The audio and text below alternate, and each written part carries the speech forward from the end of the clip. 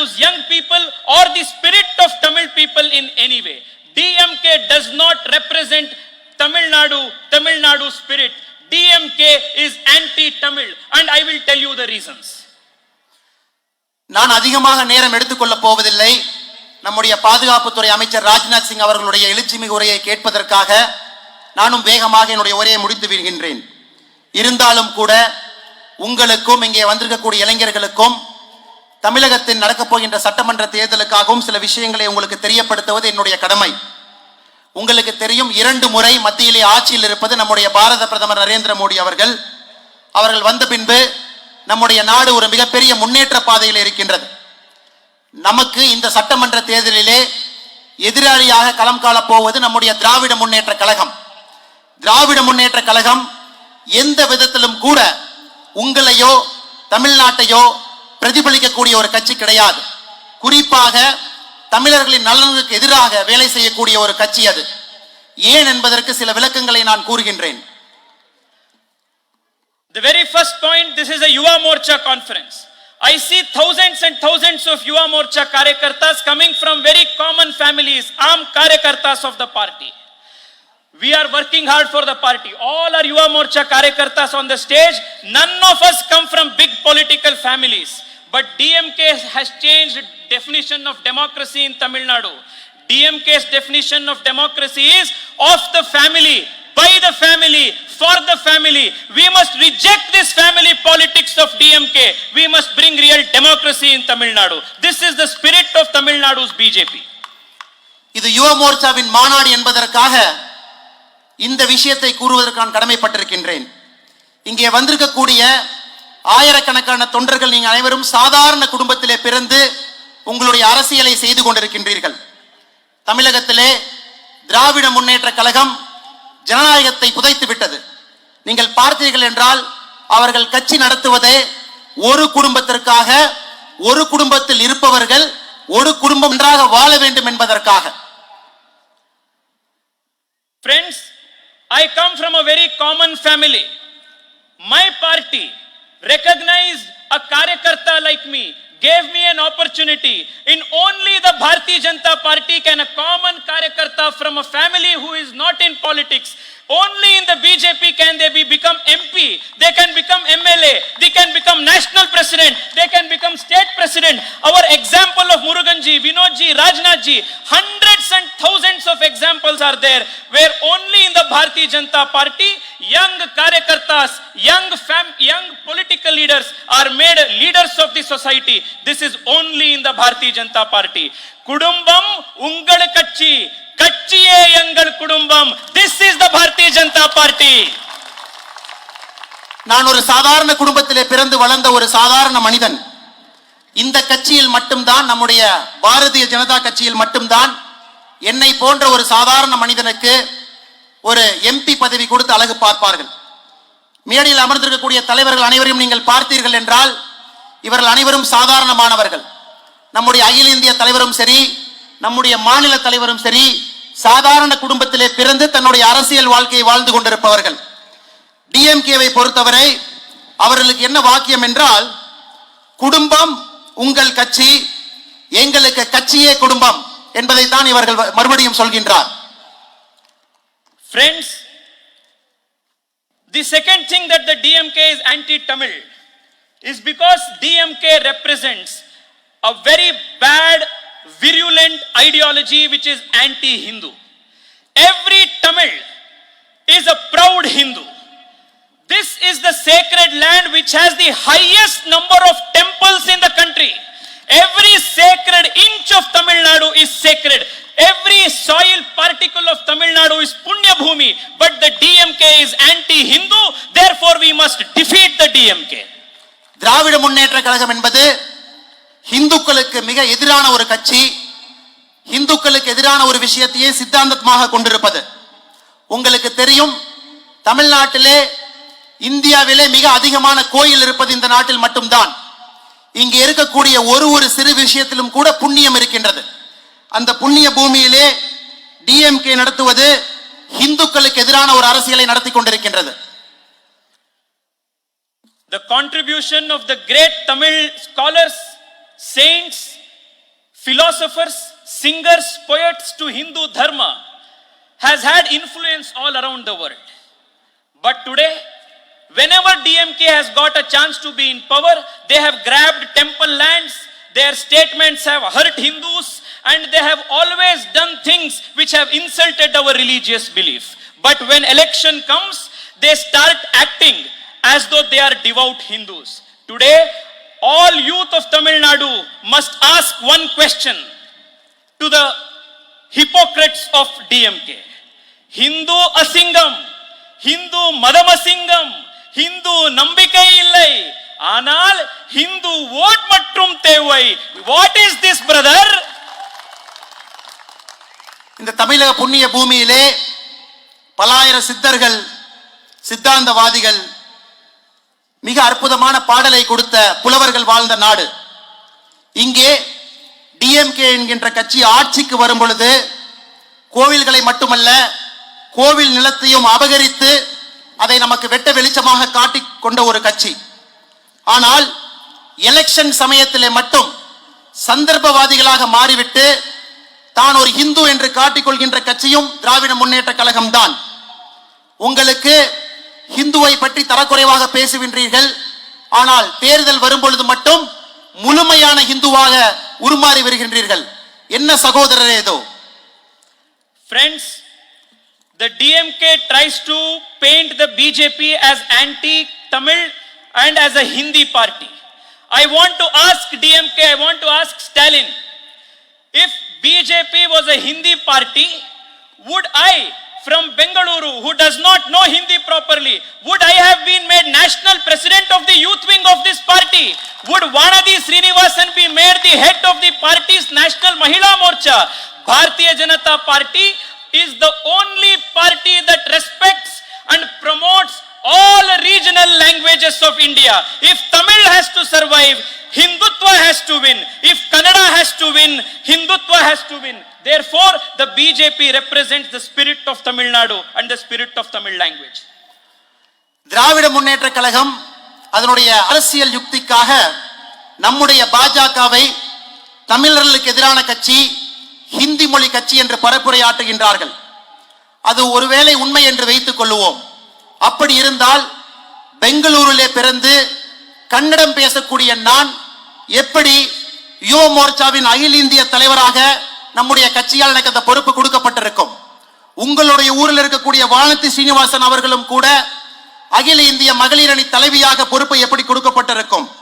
நீங்கள் புரிந்து கொள்ள வேண்டும், பாஜக என்கின்ற கட்சி பிராந்திய மொழிகளுக்கான கட்சி. பிராந்திய மொழிகள் உயிரோடு இருக்க வேண்டும், நன்றாக இருக்க வேண்டும் என்றால் இந்துத்துவம் என்கின்ற கொள்கை நன்றாக இருக்க வேண்டும். Friends, I would want to conclude by telling you only one thing. Whenever and in wherever, whichever part of the world, young Tamilians have gone, they have brought lot of credit and success and fame to India. Ramanujam, C.V. Raman, today if you look at T. Natarajan from Salem, you look at the achievers of Tamil Nadu. Whenever young Tamilians have given a chance, they have gone up and above and brought fame to the country. We need today a non-corrupt government, a government which promotes the talent of young people in Tamil Nadu, and only one government under the leadership of Prime Minister Narendra Modi in Delhi and the NDA leadership in Tamil Nadu can work for the benefit of the young people of Tamil Nadu. Kindly request you to fight for this great cause of keeping Tamil Nadu's future high. This is the only reason why all of us have come here to make the request to you. நான் கடைசியாக ஒரே ஒரு விஷயத்தை மட்டும் உங்களிடம் சொல்லுவதற்கு ஆசைப்படுகின்றேன். எங்கே எல்லாம் இந்த உலகத்திலே தமிழர்கள் சென்றார்களோ அங்கே எல்லாம் நம்முடைய தமிழ்நாட்டுக்கு பெருமை தேடி கொண்டு வந்தார்கள். அது மட்டுமல்ல, வெற்றி அடைந்தார்கள். உங்களுடைய ஊரிலிருந்து புறப்பட்ட ராமானுஜம் அவர்கள், சி.வி. ராமன் அவர்கள் இந்த பகுதியிலே நம்முடைய இந்திய கிரிக்கெட் அணியிலே ஆடிக்கொண்டிருக்கிற டி. நடராஜன் அவர்கள், இவர்கள் அனைவருமே தமிழர்கள், தமிழ்நாட்டுக்காக பெருமை கொடுத்தவர்கள். நான் இங்கே முக்கியமாக வந்திருப்பது என்னவென்றால், தமிழ்நாடு முன்னேற்ற பாதையில் செல்ல வேண்டும் என்றால் ஊழல் இல்லாத அரசு இங்கே அமைய வேண்டும். டெல்லியிலே நரேந்திர மோடி அவர்கள் இருப்பதை போல தமிழகத்திலேயும் தேசிய ஜனநாயக கூட்டணியிலான அரசு இங்கே ஆட்சிக்கு வர வேண்டும். வந்தால் மட்டும்தான் நம்முடைய தமிழகம் முன்னேற்ற பாதையில் செல்லும். இந்த ஒரே ஒரு விஷயத்தை சொல்வதற்காகத்தான் அகில இந்திய அளவிலிருந்து ராஜ்நாத் சிங் ஜி அவர்களும் நானும் இங்கே ஓடோடி வந்திருக்கின்றோம். Friends, I thank you for the love that you have given for the Bharatiya Janata Party here. Together let us resolve, let us promise and let us come to a conclusion that together we will build a new Tamil Nadu, a prosperous Tamil Nadu, a Tamil Nadu which like has always in the history given leadership and direction to the rest of the country. This is the responsibility of every youth of Tamil Nadu.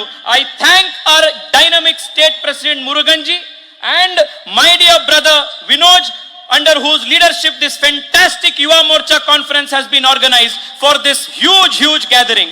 I again thank Rajnath ji for taking his time out, coming here and blessing all the young Karyakartas of Tamil Nadu. Thank you so much. Bharat Mata ki! Bharat Mata ki! நீங்கள் எனக்கு காட்டிய அன்பிற்காக உங்கள் அனைவருக்கும் நன்றி சொல்ல கடமைப்பட்டுள்ளேன். உங்களுக்கு தெரியும், இவ்வளவு பெரிய சங்கமத்திலே நாம் ஒரு உறுதிமொழி எடுக்க வேண்டும். அந்த உறுதிமொழி என்னவென்றால், ஒரு புதிய தமிழகத்தை படைப்போம். இந்த புதிய தமிழகம் எப்படி இருக்க வேண்டும்? சரித்திரத்திலே தமிழகம் என்பது நம்முடைய இந்திய திருநாட்டுக்கு ஒரு ஆளுமையை கொடுத்திருக்கிறது, இந்திய திருநாட்டுக்கு ஒரு வழிகாட்டுதலை கொடுத்திருக்கிறது. அதே போன்ற தமிழகத்தை உருவாக்குவது உங்களுடைய கடமை. இங்கே நம்முடைய மாநில தலைவர் முருகன் அவர்களையும் நம்முடைய இளைஞரணி தலைவர் வினோத் பி செல்வம் அவர்களையும் மற்றும் ஒரு முறை வாழ்த்தி உங்களுடைய அன்புக்காக என்னுடைய நன்றிகளை மறுபடியும் நான் பதிவு செய்து என்னுடைய உரையை முடித்துக் கொள்கின்றேன். வாழ்க வளமுடன். அறநிலைக்கா தள்ளவை நீக்கி மரநிலைக்கா மானமுடையது அரசு. தனக்கு சொல்லப்பட்ட அறத்திலிருந்து விலகாமல் அறமற்ற கொடுமைகள் தன் நாட்டில் நடைபெறாமல் விலக்கி வீரத்தில் தவறாமல் நின்று மானத்தை பெரிதாக மதிப்பதே ஒரு நல்ல அரசுக்கு அழகு. அந்த வகையில் ஒட்டுமொத்த பாரத தேசத்தின் பாதுகாப்பை உறுதிப்படுத்தும் நம் பாரதத்தின் பாதுகாப்புத்துறை அமைச்சர் திரு ராஜ்நாத் சிங் அவர்களுக்கு தமிழக பாஜக இளைஞரணியின் சார்பாக ஒரு நினைவு பரிசு இப்போது வழங்கப்படுகிறது.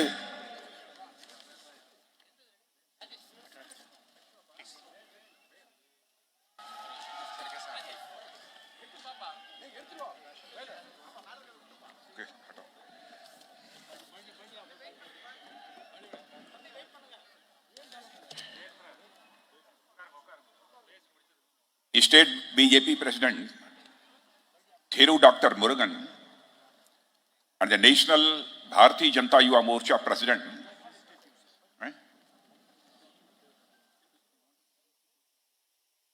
Felicitate. I think there is no need of a felicitation. Okay, I go ahead. Okay, you come here. But this is the tradition of the Tamil Nadu to felicitate me.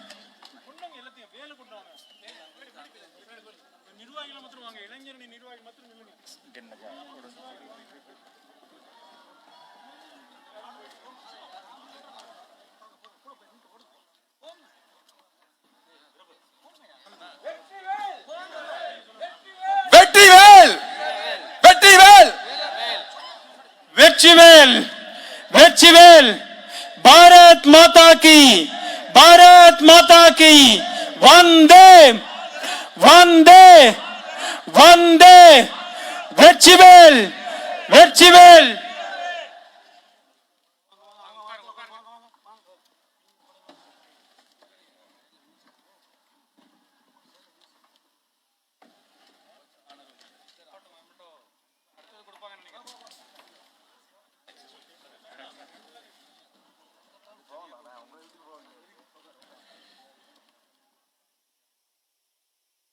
Sorry, State BJP President Thiru Dr. Murugan, National Bharatiya Janata Yuva Morcha President and very dynamic youth leader of this country, Thiru Tejasvi Surya, and the State BJYM President, very dynamic State President of the BJYM, Thiru Vinod Shelvam, and other office bearers of BJP and the BJYM, Sagodar, Sagodari Gale, அனைவருக்கும் வணக்கம்.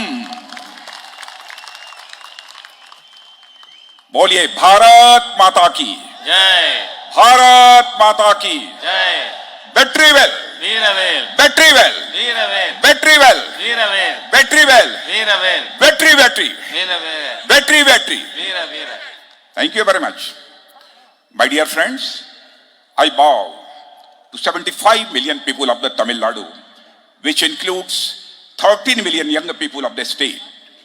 It is my pleasure to be in the city of Salem, which is known for its entrepreneurial spirit, rich culture, and a great heritage. 7.5 கோடி தமிழ் மக்கள், அதிலே 1,30,00,000 இளைஞர்களை கொண்ட இந்த மாநில மக்களுக்கு நான் என்னுடைய வணக்கங்களை தெரிவித்துக் கொள்கிறேன். அதிலும் சேலத்தைச் சேர்ந்த இங்கு தொழில் முனைஞர்களும் மிக வளமையான கலாச்சாரம், பண்பாடு, தொன்மை கொண்ட மக்களுக்கு மத்தியிலே இருப்பதிலே நான் பெருமகிழ்ச்சி அடைகிறேன். As the defense minister of this country, I am proud to be in the land of great warriors like Raja Raja Chola and Rajendra Chola, who were known for making exemplary contribution in strengthening India's military and naval capabilities. இந்த நாட்டினுடைய பாதுகாப்பு அமைச்சர் என்கின்ற முறையிலே மிக பெரிய போராளிகளை கொண்ட ராஜராஜ சோழன், ராஜேந்திர சோழன் போன்று முன்னுதாரணமாக இராணுவம் மற்றும் கப்பற்படைக்கு சக்திகளை பெருக்கிய முன்னுதாரணமாக கொண்ட மக்களுக்கு வணக்கத்தை தெரிவித்துக் கொள்கிறேன். My friends, I am always fascinated by Tamil Nadu because it is the birthplace of Tamil language, which is one of the oldest and the most beautiful language in the world. Tamil language is not only beautiful and ancient, but amma of all the Indian languages. மிகவும் புராதனமான தமிழ் முனிவர்கள் பிறந்த இந்த மண்ணிலே, அதுவும் மிகவும் பழமையான மொழியாக, அனைத்து மொழிகளுக்கும் தாயாக இருக்கின்ற தமிழ் மொழியை கொண்ட இந்த மண்ணை நான் மிகவும் நேசிக்கிறேன். It is wonderful feeling to be in this culturally rich and divine land of the Tamil Nadu, the land of Siddhars, Alvars, and the Ndyalmars.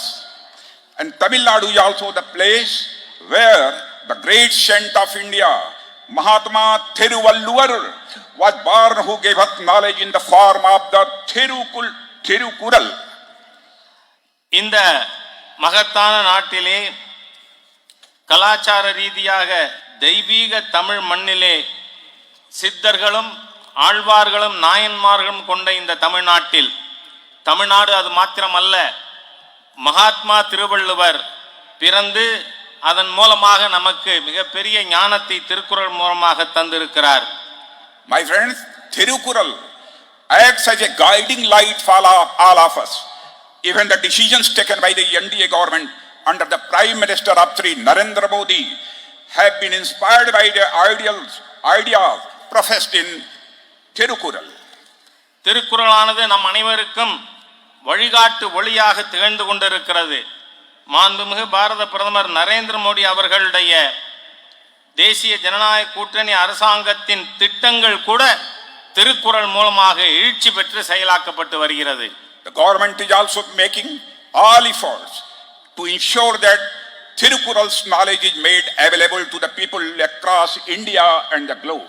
அதே போல அரசாங்கமானது திருக்குறளில் இருக்கின்ற அறிவுபூர்வமான விஷயங்கள் இந்தியா முழுவதும், ஏன் உலகம் முழுவதும் இதை நாம் உறுதிப்படுத்த வேண்டும் என்று நடவடிக்கைகள் எடுத்து வருகிறோம்.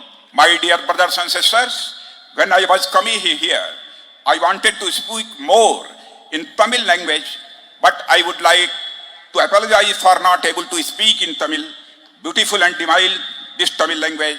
Therefore, I will deliver my speech in my mother tongue, Hindi, and sometime English. My speech will be translated by Thiru Yash Raja. நண்பர்களே, நான் உங்களுடைய அழகிய ஆன்மீக தமிழிலே பேசுவதற்கு விரும்புகிறேன்.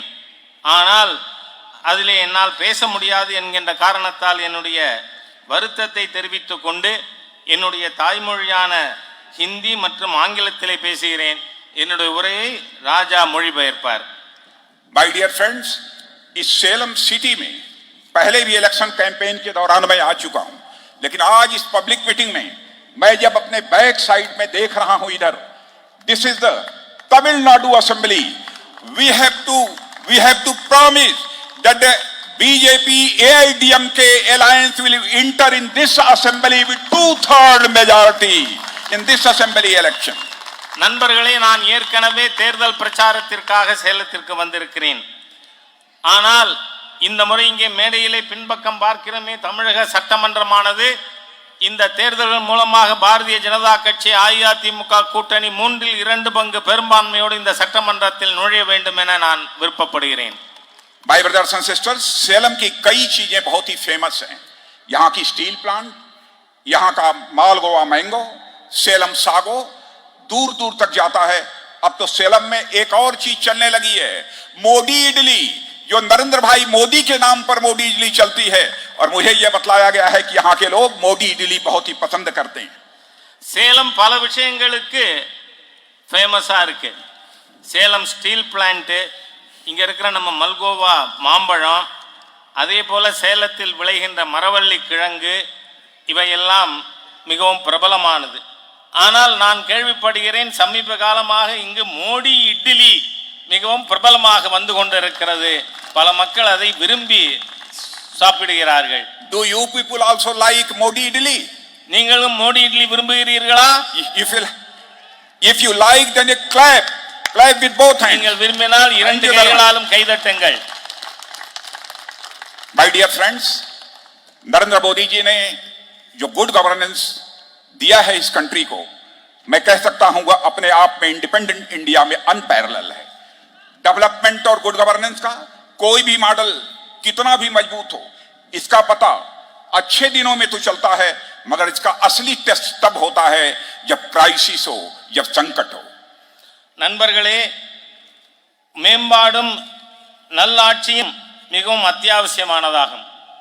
நரேந்திர மோடி அவர்களுடைய ஈடு இணையற்ற மேம்பாட்டுக்கான திட்டங்கள், நல்லாட்சி, இதை பற்றி நாம் எப்பொழுது உணர முடியும் என்று சொன்னால், சாதாரண நாட்களில் அல்ல, பிரச்சனையான நாட்கள் வரும்பொழுதுதான் இந்த மேம்பாடு மற்றும் நல்லாட்சியை நாம் உணர முடியும்.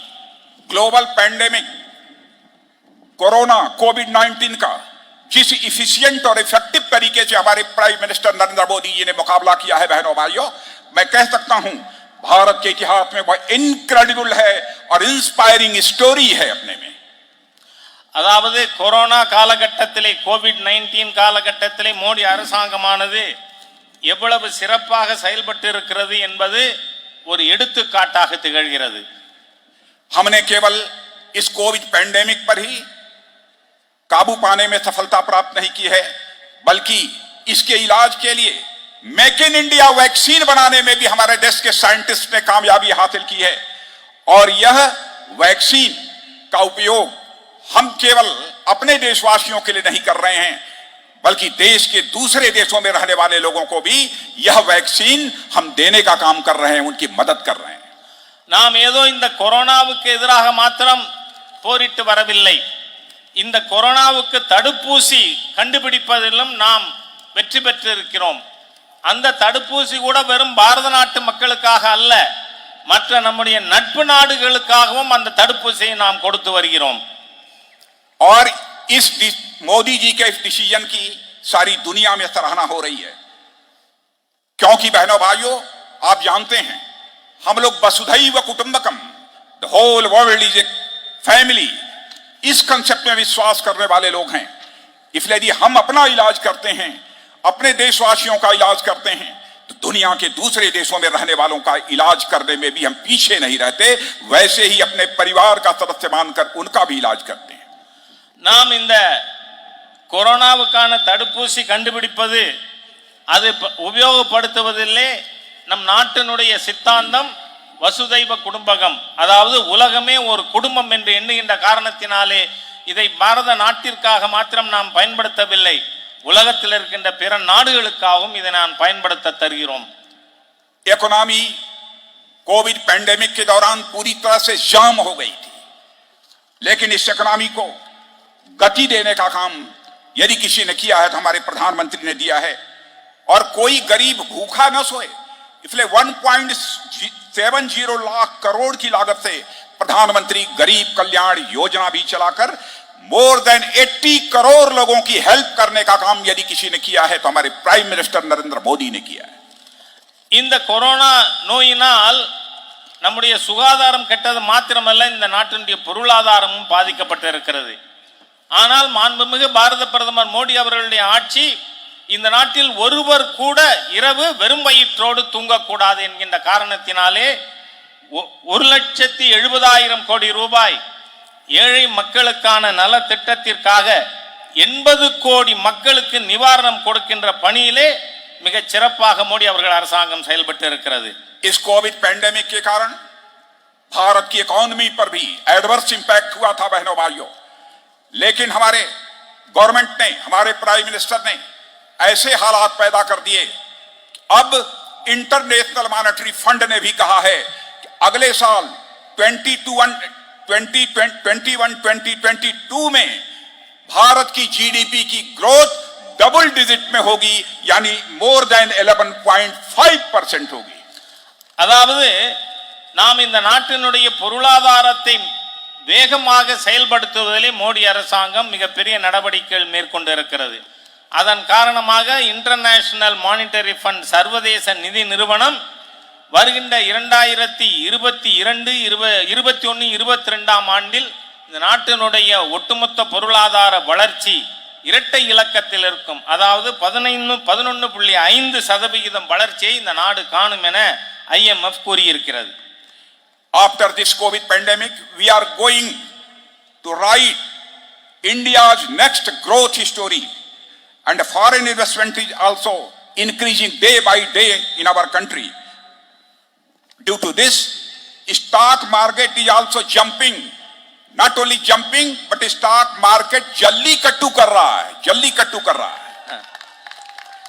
அதாவது இந்த கோவிட் காலகட்டத்தில் கூட இந்த நாட்டினுடைய பொருளாதாரம் ஒரு புதிய வளர்ச்சி கதையை பார்த்து கொண்டிருக்கிறதுனா, இந்த நாட்டிற்கு அந்நிய மூலதனமானது மிக வேகமாக வந்து கொண்டிருக்கிறது. நம்முடைய பங்கு சந்தை அது மிக வேகமாக வளர்கிறது என்பது மாத்திரமல்ல, அது ஒரு ஜல்லிக்கட்டு காளை போல வேகமாக ஓடிக்கொண்டிருக்கிறது. रूरल इकोनॉमी को भी बूस्ट देने के लिए हमारी गवर्नमेंट ने कई स्टेप्स लिए हैं. मैं जानता हूं यहां पर जितने भी हमारे नौजवान आए हैं, इसमें 80% नौजवान फार्मर्स फैमिली के रहने वाले हैं. इसलिए फार्मर्स को ध्यान में रखते हुए बहनों भाइयों कई मेजर स्टेप्स हमारी गवर्नमेंट ने लिए हैं. प्रधानमंत्री किसान सम्मान निधि के अंतर्गत हर फार्मर के अकाउंट में 6,000 रुपीज पर ईयर डालने का काम यदि किसी ने किया है तो हमारे प्राइम मिनिस्टर नरेंद्र भाई मोदी ने किया है. ஊரக பொருளாதாரத்தை வளர்க்கின்ற விதத்திலும் மோடி அவர்களுடைய அரசாங்கமானது செயல்பட்டு கொண்டிருக்கிறது. இதில் விவசாயிகளுக்காக மிகப்பெரிய பல திட்டங்களானது கொண்டு வரப்பட்டிருக்கிறது. இங்கு கூட 80% பேர் நீங்கள் கிராம பகுதியிலிருந்து வந்தவர்களாக இருப்பீர்கள். விவசாயிகளுக்கு உதவுவதற்காக விவசாயிகள் நிதியானது ஆண்டுக்கு 6,000 ரூபாய் ஒவ்வொருவர் கணக்கிலும் செலுத்தப்படுகிறது. हर गरीब के घर में हम टॉयलेट बना रहे हैं, बड़ी संख्या में टॉयलेट्स बन गए हैं. हर व्यक्ति को जिसके पास अपने पास पक्का मकान नहीं है उसको पक्का मकान भी मुहैया कराने का काम कर रहे हैं. और इतना ही नहीं, हम गांव की इकोनॉमी को डेवलप करने के लिए वहां पर पक्की सड़कें भी बनाने का काम तेजी के साथ कर रहे हैं. நாட்டிலே எவர் வீட்டிலே கழிவறைகள் இல்லையோ அவர்கள் வீட்டுக்கு கழிவறை, யாருக்கெல்லாம் பக்கா வீடுகள் இல்லையோ அவர்களுக்கெல்லாம் பக்கா வீடுகள், அதோடு மட்டுமல்ல ஒவ்வொரு கிராமத்திற்கும் நல்ல சாலைகள் ஆகியவை அரசாங்கமானது இப்பொழுது செயல்படுத்தி கொண்டிருக்கிறது. हमारे प्राइम मिनिस्टर का यह रिजॉल्व है, संकल्प है कि हम आगामी कुछ ही वर्षों के अंदर अपने देश की फार्मर्स की इनकम को 2 गुना 2.5 गुना 2.5 टाइम समझो बढ़ा देंगे. यह उनका संकल्प है. इसीलिए हमारे प्राइम मिनिस्टर ने एग्रीकल्चर पर स्पेशल फोकस किया है और फार्मर्स की इनकम को बढ़ाने के लिए वैल्यू एडिशन पर भी जोर दिया है और बड़े स्ट्रक्चरल रिफॉर्म्स भी किए हैं. இந்த நாட்டிலே விவசாயிகள் வாழ்வு முன்னேற வேண்டும் என பிரதம மந்திரி மோடி அவர்கள் உறுதிப்பாடு எடுத்துள்ளார்கள். ஆகவே விவசாயிகளுடைய வருமானத்தை 2 மடங்கு 2.5 மடங்கு ஆக்குவதற்கான பல்வேறு நடவடிக்கைகள் மேற்கொள்ளப்பட்டிருக்கிறது. இதற்காக விவசாயிகள் கட்டமைப்பிலே சீர்திருத்தங்களை இந்த அரசாங்கம் கொண்டு வந்து கொண்டிருக்கிறது. देश के हर नागरिक की जरूरतों को पूरा करना यह किसी भी गवर्नमेंट की मॉरल रिस्पांसिबिलिटी होती है। मैं अपनी गवर्नमेंट के बिहाफ में एश्योर करना चाहता हूं तमिलनाडु की जनता को कि हम हर परिवार की जो आवश्यकताएं हैं, जरूरतें हैं, उनको हम पूरा करेंगे। ஒவ்வொரு குடிமகனுடைய அத்தியாவசிய தேவைகளை பூர்த்தி செய்வது என்பது ஒவ்வொரு அரசாங்கத்தினுடைய கடமையாகும். ஆகவே இங்க இருக்கின்ற மக்களுக்கு, தமிழக மக்களுக்கு நான் ஒரு உறுதியளிக்க விரும்புகிறேன். ஒவ்வொரு குடும்பத்தினுடைய தேவைகளும் அத்தியாவசிய தேவைகள் பூர்த்தி செய்யப்படும். जल जीवन मिशन के अंतर्गत हर घर में नल ले जाएंगे और इस देश के हर घर में नल होगा और नल से हम जल उसको उपलब्ध कराने का काम करेंगे। यह भी हमारी सरकार का संकल्प है। 3 करोड़ परिवारों में अब तक हम दे चुके हैं। आगे यह काम 2 वर्षों के अंदर हम पूरा करेंगे। அதாவது இந்த அரசாங்கத்தினுடைய உறுதிப்பாடு ஜல் ஜீவன் மிஷன் என்கின்ற குடிநீர் திட்டத்தின் மூலமாக ஒவ்வொரு வீட்டுக்கும் குழாய், ஒவ்வொரு குழாயிலும் குடிநீர். இந்த திட்டத்தின் மூலம் இதுவரை 3 கோடி குடும்பங்களுக்கு குடிநீர் இணைப்பு தரப்பட்டு இருக்கிறது. விரைவிலேயே அனைவரது குடும்பத்திற்கும் குடிநீர் இணைப்பு கொடுக்கப்படும்.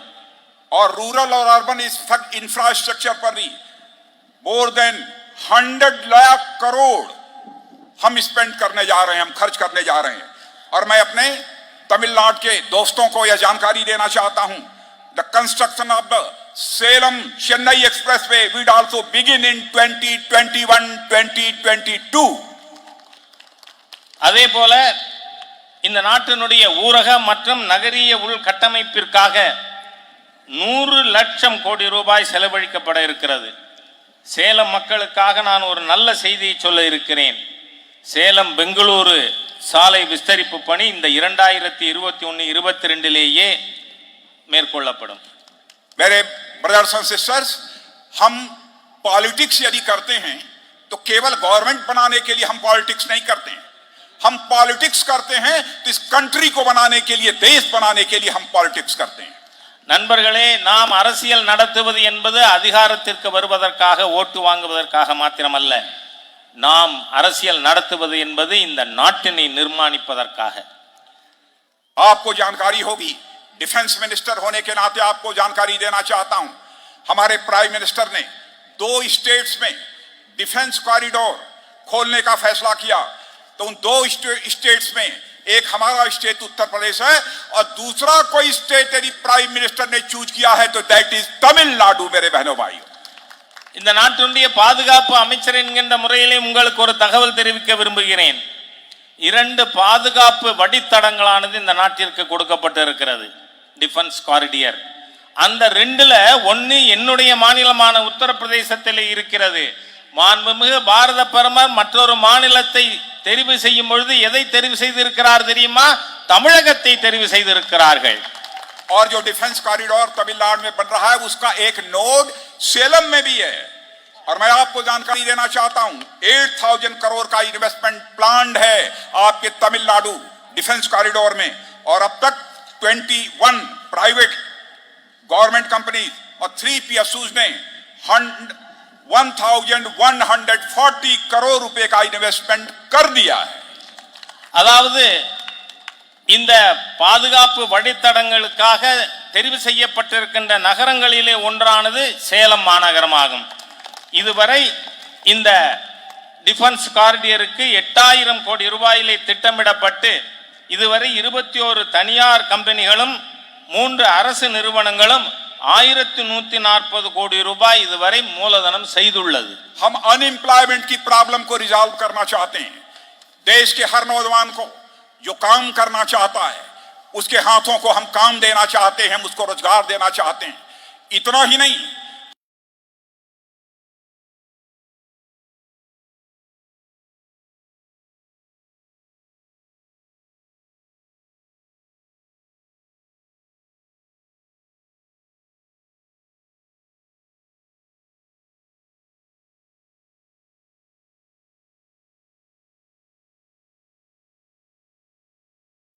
मिनिमम रेट ऑफ इंटरेस्ट पर विदाउट कोलेटरल सिक्योरिटी देश के नौजवानों को हम लोन मुहैया करा रहे हैं। सबसे ज्यादा लोन यदि लेने का काम कहीं के नौजवानों ने किया है तो तमिलनाडु के नौजवानों ने किया है।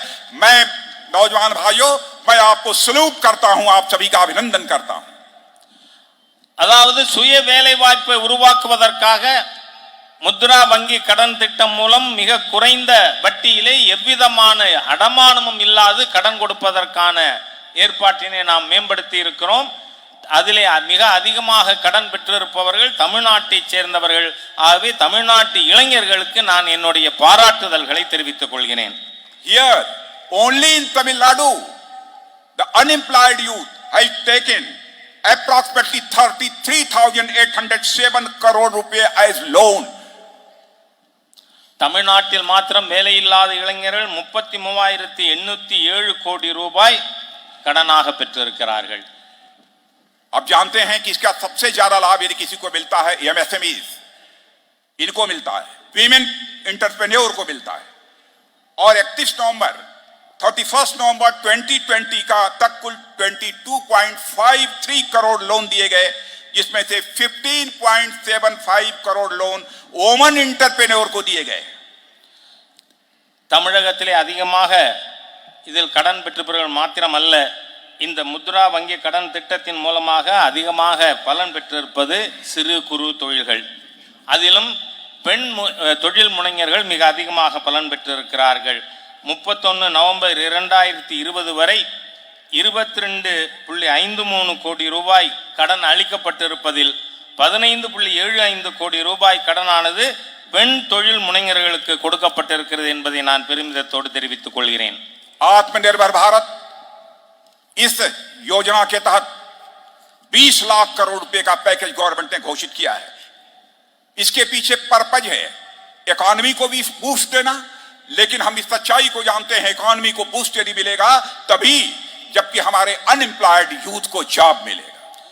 அதே போல சுயசார்பு இந்தியா திட்டத்தின் கீழ் 20 லட்சம் கோடி ரூபாய்க்கான பேக்கேஜ் கொடுக்கப்பட்டு இருக்கிறது.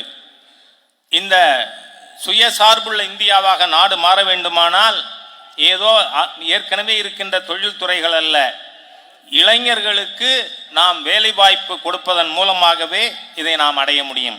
पहले राजीव गांधी जी कहा करते थे, former prime minister Rajiv Gandhi ji कहा करते थे कि 100 पैसा वहां से भेजते हैं लेकिन नीचे 13 पैसा पहुंचता है।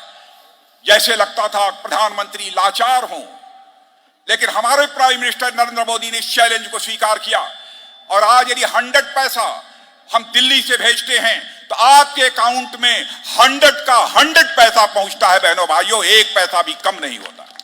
முன்னாள் பிரதமர் ராஜீவ் காந்தி அவர்கள் சொன்னார், நான் டெல்லியிலிருந்து 100 பைசா அனுப்பினால் வெறும் 13 பைசா தான் மக்களுக்கு போய் சேருகிறது. பிரதம மந்திரி பாருங்க எவ்வளவு இது பற்றி அக்கறை இல்லாமல் இருந்திருக்காரு. ஆனால் இன்னைக்கு நரேந்திர மோடி அவர்கள் ஆட்சியிலே டெல்லியிலிருந்து 100 பைசா அனுப்பினால் 100 பைசாவும் மக்களுடைய கணக்கிலே போய் சேருகிறது. यह डिजिटाइजेशन का करिश्मा है, यह डिजिटल इंडिया का करिश्मा है कि करप्शन को भी हमने काफी हद तक मिनिमाइज किया है। आयुष्मान भारत योजना के अंतर्गत बहनों भाइयों 5 लाख रुपए तक मुफ्त इलाज बिना एक पैसे का हम सारे देश के लोगों को मुहैया कराएंगे और तेजी से इस दिशा में हम आगे बढ़ रहे हैं। प्रतिवर्ष 5 लाख रुपया मुफ्त में इलाज। அதே போல இன்றைக்கு இதெல்லாம் எப்படி சாத்தியமானது என்று சொன்னால் டிஜிட்டல் இந்தியாவின் காரணமாகத்தான் ஆயிருக்கிறது. இதன் மூலமாக ஊழல் குறைந்திருக்கிறது. அதே போல நாம் இந்த திட்டங்களை மக்களுக்கு எடுத்து செல்வதன் மூலமாக நல்லதொரு நிர்வாகத்தை தர முடியும். तमिलनाडु के मदुरई में एम्स खुलने जा रहा है। इसके लिए 1246 करोड़ रुपए दिए जा चुके हैं और 6 नए मेडिकल कॉलेज खुलने हैं और 3 और खुलने जा रहे हैं इसी तमिलनाडु में। बहनों भाइयों, हमारी गवर्नमेंट ने तमिलनाडु के डेवलपमेंट के लिए इस सीमा तक जाकर ध्यान दिया है। தமிழ்நாட்டினுடைய மேம்பாட்டிற்காக முன்னேற்றத்திற்காக மதுரையிலே எய்ம்ஸ் மருத்துவமனையானது 1246 கோடி ரூபாயிலே வர இருக்கிறது. அதோடு மட்டுமல்ல, இதுவரை 6 மெடிக்கல் காலேஜ் திறக்கப்பட்டிருக்கு. இன்னும் 3 மெடிக்கல் மருத்துவ கல்லூரிகள் துவங்கப்பட இருக்கின்றன. तमिलनाडु का डेवलपमेंट करना मैं आपको from inner core of my heart या एश्योर करना चाहता हूं। हमारी गवर्नमेंट का कमिटमेंट है, हम अपने इस कमिटमेंट को पूरा करेंगे, चाहे हमें जितना भी पैसा खर्च क्यों न करना पड़े। सेंट्रल रिसोर्सेज से पहले स्टेट गवर्नमेंट को 32% मिलता था, लेकिन हमारे प्राइम मिनिस्टर ने स्टेट शेयर को बढ़ाकर 32 से बढ़ाकर 42% कर दिया है। और तमिलनाडु को 5,42,000 करोड़ रुपया पहली बार मिला है, जबकि यूपीए के लास्ट 5 ईयर में केवल 94,540 करोड़ रुपया मिला है। முன்னேற்றம் என்று வரும்பொழுது தமிழ்நாட்டினுடைய things are clear, things are clear ना? Yes very clear. Very clear. முன்னேற்றம் என்று வரும்பொழுது தமிழ்நாட்டை எல்லா விதத்திலும் முன்னேற்றுவதற்காக மத்திய அரசு உதவிகளை செய்து வரும். தமிழகத்தில் இதுவரைக்கும் நாம் மாநிலங்களுக்கு நிதி ஒதுக்கீடு 32% இருந்ததை மோடி அவர்களுடைய அரசாங்கம் 42% அதிகரித்திருக்கிறது. அது மாத்திரமல்ல, கடந்த 6 ஆண்டுகளில் தமிழ்நாட்டுக்கு நாம் 5,42,000 கோடி ரூபாய் நிதி ஒதுக்கி இருக்கிறோம். ஆனால் கடந்த 10 ஆண்டுகளில் ஐக்கிய முற்போக்கு கூட்டணி அரசாங்கத்தில் 94,540 கோடி ரூபாய் மட்டுமே தமிழகத்திற்கு நிதி ஒதுக்கப்பட்டது. बहनों भाइयों, हमारी गवर्नमेंट फ्रीडम फाइटर्स जो थे, जिन्होंने आजादी दिलाने में स्ट्रगल किया है, उनका सम्मान कर रही है। हम आजादी की 75th ईयर्स सेलिब्रेट करने जा रहे हैं।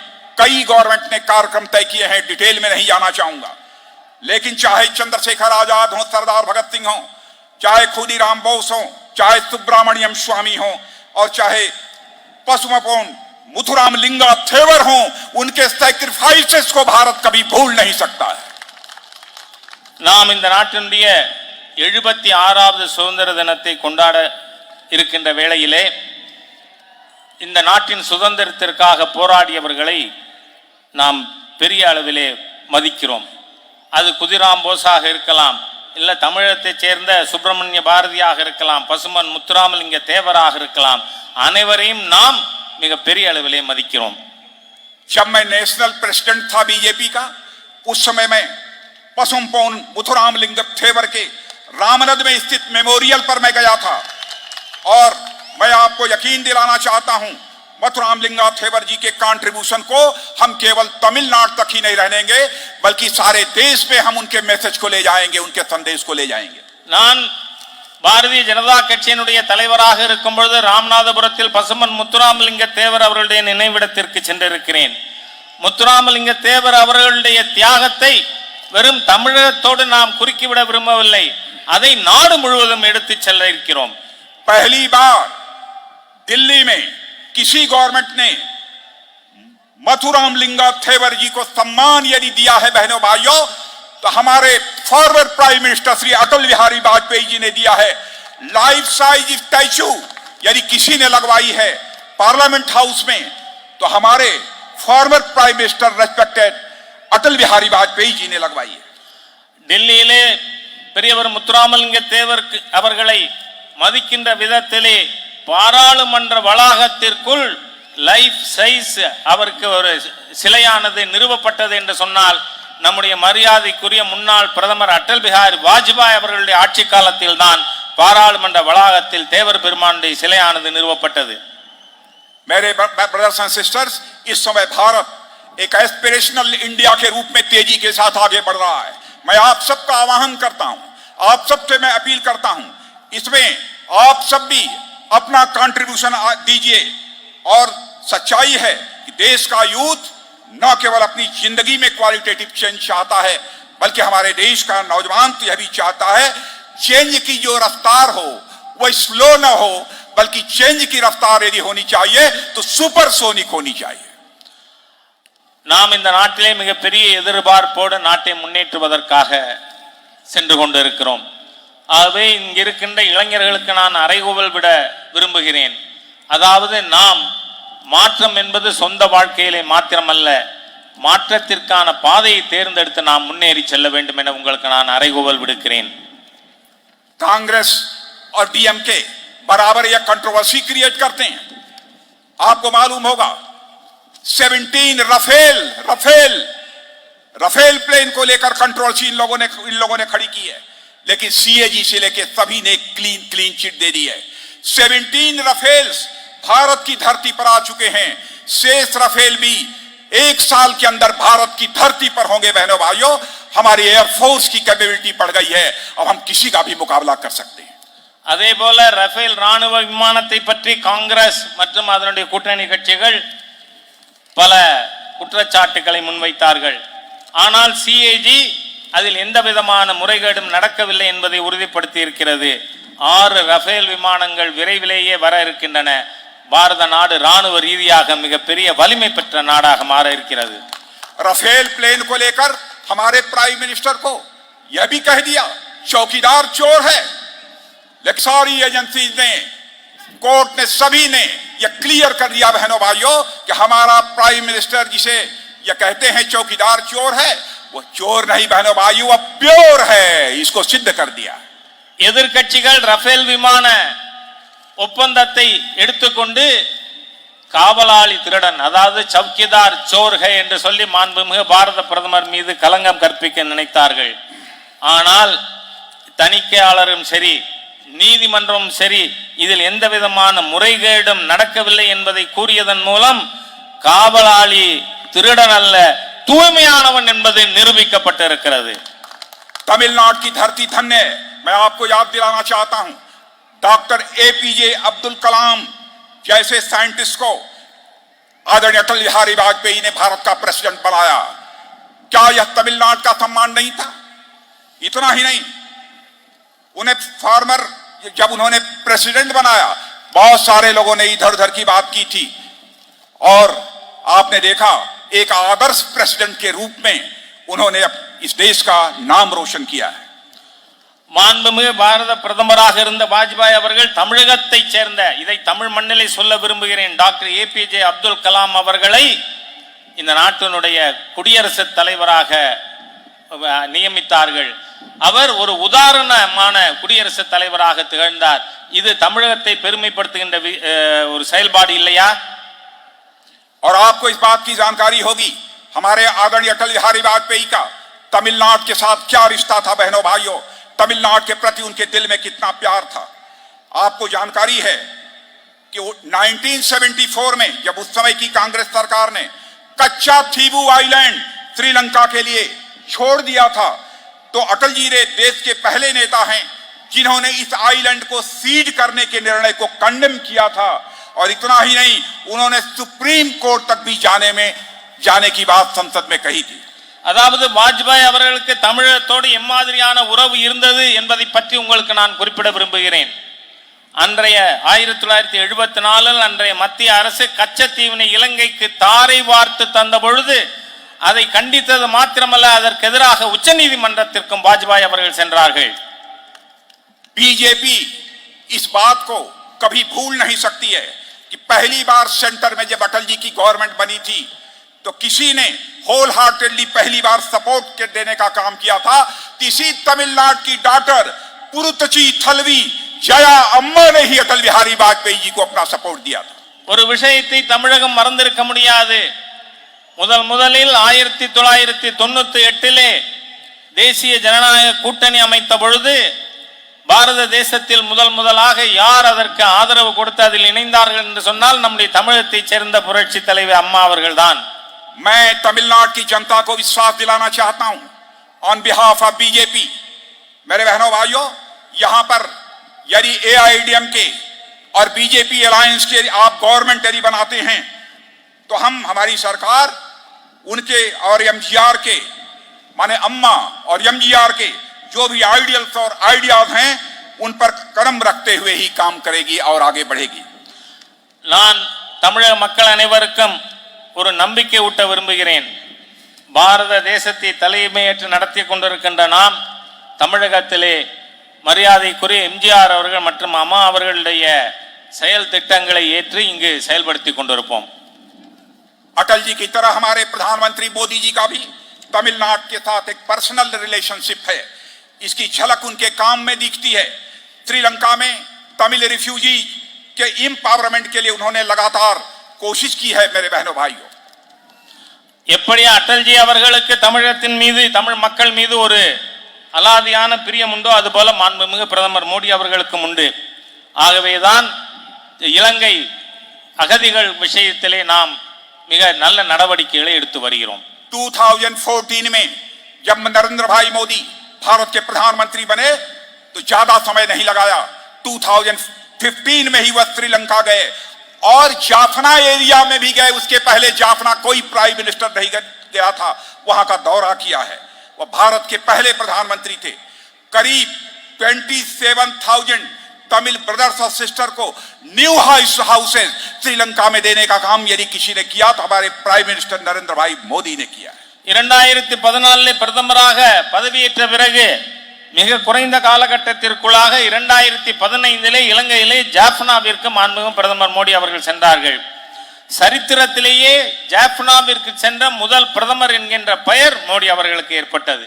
அங்கு நம்முடைய தமிழ் சகோதர சகோதரிகளுக்கு 27,000 புதிய வீடுகளை அவர் கையளித்தார்கள். Our government under the leadership of Prime Minister Shri Narendra Modi is committed to ensuring that Tamil refugees in Sri Lanka live with peace, equality and dignity. அதுபோல மத்திய இருக்கின்ற மோடி அவர்களுடைய அரசாங்கம் இலங்கையிலே தமிழ் மக்கள் சுதந்திரமாகவும் பாதுகாப்போடும் மரியாதையுடனும் வாழ்வதற்கான நடவடிக்கைகளை மேற்கொள்கிறது. श्रीलंका में रहने वाले जो हमारे फिशरमैन हैं जो वहां गिरफ्तार किए जाते हैं, उनकी भी हमारी गवर्नमेंट ने चिंता की है। और जहां तक मेरी इंफॉर्मेशन है 1600 से अधिक इंडियन फिशरमैन श्रीलंका सरकार की कस्टडी से रिलीज यदि किसी ने कराया है तो हमारे प्राइम मिनिस्टर नरेंद्र भाई मोदी ने कराया है। और इनमें से बड़ा नंबर यदि कहीं का है तो वह तमिलनाडु का है। 300 से अधिक फिशरमैन बोट्स भी छुड़ाने का काम हमारे प्राइम मिनिस्टर ने किया है। அதே போல இலங்கையிலே அவ்வப்பொழுது கைது செய்யப்படுகின்ற அனைத்து மீனவர்களையும் விடுதலை செய்வதிலே நரேந்திர மோடி அவர்களுடைய அரசாங்கம் மிகவும் கண்ணும் கருத்துமாக இருந்து வருகிறது. இதுவரை 1600 நம் தமிழ் மீனவர்கள் இலங்கையிலே கைது செய்யப்பட்டவர்கள் விடுதலை செய்யப்பட்டு இருக்கிறார்கள். அது மாத்திரமல்ல 300 மீனவர்களுடைய படகுகளும் இப்பொழுது விடுவிக்கப்பட்டு இருக்கின்றன. हमारी सक्सेस स्टोरी बहुत बड़ी है और मैं कहना चाहता हूं श्रीलंका में जितने भी अरेस्टेड हमारे फिशरमैन थे, बहनों भाइयों, सभी फिशरमैन के अनकंडीशनल रिलीज यदि किसी ने कराई है तो हमारे प्राइम मिनिस्टर नरेंद्र भाई मोदी ने कराई है। நம்முடைய வெற்றியின் கதை நீளமானது தொடர்கிறது. இதுவரை கைது செய்யப்பட்ட மீனவர்கள் அனைவரும் இலங்கை அரசாலே விடுவிக்கப்பட்டிருக்கிறார்கள் என்று சொன்னால் நரேந்திர மோடி அரசாங்கத்தில் தான் கைது செய்யப்பட்ட அனைத்து மீனவர்களும் விடுவிக்கப்பட்டிருக்கிறார்கள். मेरे बहनों भाइयों, भारत का डिफेंस मिनिस्टर हूं, आप यह जानना चाहेंगे इंडिया चाइना की स्टैंड ऑफ जो चल रहा था उसका क्या हुआ। आप सब लोगों को जानकारी होगी 9 राउंड्स की डायलॉग के बाद मिलिट्री लेवल पर डिप्लोमेटिक लेवल पर एक पार्ट अब तक रिजॉल्व हो चुका है। लेकिन कांग्रेस हमको बदनाम करने की कोशिश करती है, कहती है कि हमने भारत की जमीन गंवा दी। मैं आपको विश्वास के साथ कहना चाहता हूं बहनों भाइयों, जब तक इस शरीर में खून है, प्राण है, भारत की 1 इंच जमीन पर भी कोई मां का लाल कब्जा नहीं कर सकता। இந்த நாட்டினுடைய பாதுகாப்பு அமைச்சர் என்கின்ற முறையிலே சீனாவோடு என்ன நடக்கிறது என்பதை பற்றி நான் உங்களுக்கு தெரிவிக்க வேண்டும். 9 சுற்று பேச்சுக்களுக்கு பிறகு நமக்கு சாதகமான சூழ்நிலை உருவாகி இருக்கிறது. காங்கிரஸ் நம்மை குற்றம் சாட்டுகிறது இந்தியாவின் நிலத்தை நாம் கொடுத்து விட்டோம் என்று. இந்த சரீரத்திலே ரத்தமும் உயிரும் இருக்கின்ற வரை 1 இன்ச் இடம் கூட எந்த நாட்டிற்கும் விட்டு கொடுக்கப்பட மாட்டாது. बहनों भाइयों, चाहे दुनिया का कोई देश हो, चाहे दुनिया का कोई भी देश हो, भारत की सीमा पर किसी को यूनिलेटरल एक्शन करने की इजाजत भारत नहीं देगा। उसके लिए चाहे जितनी भी कीमत हमको चुकानी पड़ेगी, हम वो कीमत चुकाने को तैयार हैं। சகோதர சகோதரிகளே, இந்த நாட்டின் எல்லை மீது எந்த நாடாக இருந்தாலும் ஆக்கிரமிப்பதற்கு முயற்சி செய்யுமானால் எந்த ஒரு விஷயத்தையும் நாம் உபயோகிக்காமல் அதை எதிர்க்காமல் சும்மா இருக்க மாட்டோம். அதற்கு எந்த விலை வேண்டுமானாலும் கொடுப்போம். जो 9 राउंड की मिलिट्री और डिप्लोमेटिक डायलॉग के बाद जो समाधान हुआ था वह डिसएंगेजमेंट का प्रोसेस वह पूरा हो चुका है। लेकिन दुर्भाग्य है, unfortunately Congress party Indian army की ब्रेवरी और करेज पर डाउट करती है। मैं आपसे पूछना चाहता हूं, सुप्रीम सेक्रीफाइस देने वाले सैनिकों का क्या यह कांग्रेस पार्टी अपमान नहीं कर रही है? मैं आपसे एक सवाल पूछता हूं, ध्यान से सुनिए। कांग्रेस कच्ची निंगाल नल्लवरा केट्टवरा केट्टवर சகோதர சகோதரிகளே, 9 சுற்று பேச்சுவார்த்தைக்கு பிறகு சீனா அதனுடைய ஆக்கிரமித்த பகுதியிலிருந்து பின்வாங்குவதற்கு ஒப்புக்கொண்டிருக்கிறது. ஆனால் இது பற்றி சந்தேகங்களை காங்கிரஸ் எழுப்புகிறது. அதாவது இந்த நாட்டினுடைய ராணுவ வீரர்களுக்கு அவர்களுடைய தியாகத்தை அவமதிக்கிற விதத்திலே பேசுகிறது. நான் உங்களிடம் கேட்கிறேன், Congress நல்லவர்களா கெட்டவர்களா? Again you ask this question. மீண்டும் சொல்லுங்கள், காங்கிரஸ் நல்லவர்களா கெட்டவர்களா? ராணுவ வீரர்களுடைய தியாகத்தை அவமரியாதை செய்கின்ற Congress நல்லவர்களா கெட்டவர்களா? Very good. Brothers and sisters, मैं आपको विश्वास दिलाकर जाना चाहता हूं डिफेंस मिनिस्टर के रूप में कि हमारी government under the leadership of prime minister Narendra Modi India की यूनिटी, टेरिटोरियल इंटीग्रिटी और सॉवरेंटी के साथ हमने न कभी समझौता किया है, न समझौता किया था और न कभी समझौता करेंगे. यह आपको विश्वास दिलाकर जाना चाहता हूं. இந்த நாட்டினுடைய பாதுகாப்பு அமைச்சர் என்கின்ற முறையிலே உங்களுக்கு நான் ஒரு விஷயத்தை நம்பிக்கை ஊட்ட விரும்புகிறேன். இதுவரை இந்த நாட்டினுடைய ஒருமைப்பாடு, எல்லை, ஒற்றுமை இதன் விஷயங்களிலே பாரதிய ஜனதா கட்சி அரசு இதுவரை சமரசம் செய்ததில்லை, செய்வதில்லை, ஒருபோதும் செய்யாது என்ற நம்பிக்கை உங்களுக்கு நான் ஊட்ட விரும்புகிறேன். जिस कांग्रेस पार्टी ने इतनी नापाक हरकतें की हो उसके साथ डीएमके ने हाथ मिला लिया. In my opinion DMK and Congress are strange bedfellows and they are marrying each other but they do not have any chemistry. இந்த மோசமான காங்கிரஸ் கட்சியோடு திராவிட முன்னேற்ற கழகம் கூட்டணி வைத்திருக்கிறது. இவர்கள் வினோதமான நண்பர்கள், ஸ்ட்ரேஞ்ச் பெட்ஃபெலோஸ். இவர்களுடைய கூட்டணியானது ஏற்புடையதாக இல்லை. जब किसी ने मुझसे कहा था कि डीएमके के लोगों से जब अलग से बात होती है तो कहते हैं कांग्रेस की party for burden for us. The only common thread between both the parties is their love of appeasement. Congress கட்சியும் திமுகவும் மக்களுக்கு பாரமாக இருக்கின்ற கட்சி. அவர்களிடையே பொதுவாக இருக்கின்ற ஒரே விஷயம் சிறுபான்மையினரை தாஜா செய்வது. कांग्रेस और डीएमके का मॉडल करप्शन और अपीजमेंट पर बेस्ड है और वह जिस तरीके से अपीजमेंट पॉलिटिक्स कर रहे हैं वह तमिलनाडु की सोशल फैब्रिक को कमजोर करेगा. यह मैं विनम्र अनुरोध करना चाहता हूं डीएमके और कांग्रेस अलायंस के लोगों से कि तमिलनाडु के सोशल फैब्रिक को यह कमजोर करेगा. जबकि हमारा मानना है कि justice for all, appeasement of none. Congress கட்சியும் திராவிட முன்னேற்ற கழகமும் ஊழல் மற்றும் தாஜா செய்யும் அரசியல் போக்கை கடைபிடித்து இருக்கிறார்கள். இதன் மூலமாக மிகப்பெரிய சமூக சீர்கேடு ஏற்படும். பாரதிய ஜனதா கட்சியினுடைய கோட்பாடு அனைவருக்கும் நீதி, எவரையும் தாஜா செய்வது அநீதி. मेरे ब्रदर्स एंड सिस्टर्स, तमिलनाडु की जनता स्टेबल और ड्यूरेबल गवर्नमेंट चाहती है ताकि डेवलपमेंट में किसी भी प्रकार का डिसरप्शन न होने पाए. द सक्सेस ऑफ आवर पेट्रियल yatra has shaken DMK and Congress in Tamil. தமிழகத்திலே நிலையான நல்ல ஆட்சி வேண்டும். பாரதிய ஜனதா கட்சியின் வெற்றிவேல் யாத்திரை திமுகவையும் காங்கிரஸையும் ஆட்டம் காண செய்திருக்கிறது. मैं पूरी तरह से कॉन्फिडेंट हूं अब तमिलनाडु की जनता कांग्रेस डीएमके इस अलायंस को कभी भी पसंद नहीं करेगी, कभी भी इनकी गवर्नमेंट नहीं बनाएगी, क्योंकि उसे तो लोटस फ्लावर और टू लीव्स की जोड़ी ही पसंद है. लोटस फ्लावर और टू लीव्स, यही जो है जोड़ी, यही कॉम्बिनेशन तमिलनाडु की जनता को पसंद है. தமிழக மக்கள் நிச்சயமாக காங்கிரஸ் திராவிட முன்னேற்ற கழக கூட்டணியை விரும்ப மாட்டார்கள், அதற்கு வாக்களிக்க மாட்டார்கள். அவர்கள் விரும்புவதெல்லாம் தாமரை இரட்டை இலை ஜோடியை தான் விரும்புகிறார்கள். Only lotus and leaf can bring prosperity to this great land of Tamil Nadu. தாமரையும் இரட்டை இலையும் மாத்திரமே இந்த மகத்தான தமிழகத்திற்கு வளமையை முன்னேற்றத்தை ஏற்படுத்த முடியும். मैं यहाँ मौजूद बड़ी संख्या में मैं देख रहा हूं, ऐसी क्राउड तमिलनाडु में मैंने कभी नहीं देखी थी। 6 इयर्स तक नेशनल प्रेसिडेंट बीजेपी का रहा हूं, ये ह्यूज क्राउड जो मैं देख रहा हूं कभी नहीं देखा था।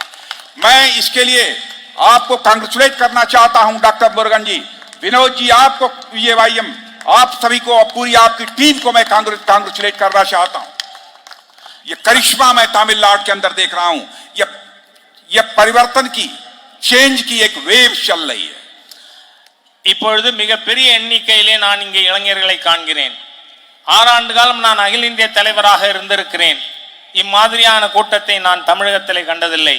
ஆகவே மாநில தலைவர் முருகன், இளைஞரணி தலைவர் வினோஜ் மற்றும் தேஜஸ்வி சூர்யா ஆகியவர்களுக்கு நான் என்னுடைய பாராட்டுதல்களை தெரிவித்துக் கொள்கிறேன்.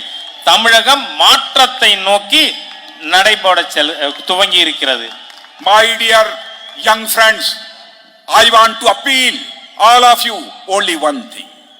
Please go to booth तक जाओ और बीजेपी DMK का संदेश पहुंचाओ और इस तमिलनाडु असेंबली में 2/3 क्लियर मेजॉरिटी के साथ बीजेपी DMK को पहुंचने से दुनिया की कोई ताकत रोक नहीं सकती है। இளைஞர்களே, இளம் நண்பர்களே, உங்களுக்கு ஒரே ஒரு வேண்டுகோள் வைக்கிறேன். நான் பூத்திற்கு செல்லுங்கள். பூத்திலே சென்று பாரதிய ஜனதா கட்சி அஇஅதிமுகவுடைய செய்தியை வீடு வீடாக எடுத்து செல்லுங்கள். இந்த சட்டமன்ற வளாகத்திலே 2/3 பங்கு பெரும்பான்மையோடு MLA-க்களை வெற்றி பெற செய்யுங்கள் என்று நான் வேண்டுகோள் வைக்கிறேன். When people see youth at the booth level, they are inspired. इसलिए मैं आपसे कहना चाहता हूं, आप तमिलनाडु के एक वोटर को इंस्पायर करने की आपके अंदर कैपेबिलिटी है। I know very well. निकल पड़िए, बूथ पर जाइए और न्यू इंडिया बनाने का संकल्प हमारे प्राइम मिनिस्टर ने लिया है, तो यहां पर भी प्राइम मिनिस्टर नरेंद्र भाई मोदी के लीडरशिप में हम न्यू तमिलनाडु का हम निर्माण करेंगे। இளைஞர்களே, இளம் நண்பர்களே, நீங்கள் பூத்துகளிலே செல்லும் பொழுது உங்களை பார்த்தால் அங்கு இருக்கின்ற வாக்காளர்களுக்கு உற்சாகம் வரும். ஆகவே இங்கிருந்து நீங்கள் பூத்துக்கு செல்லுங்கள்.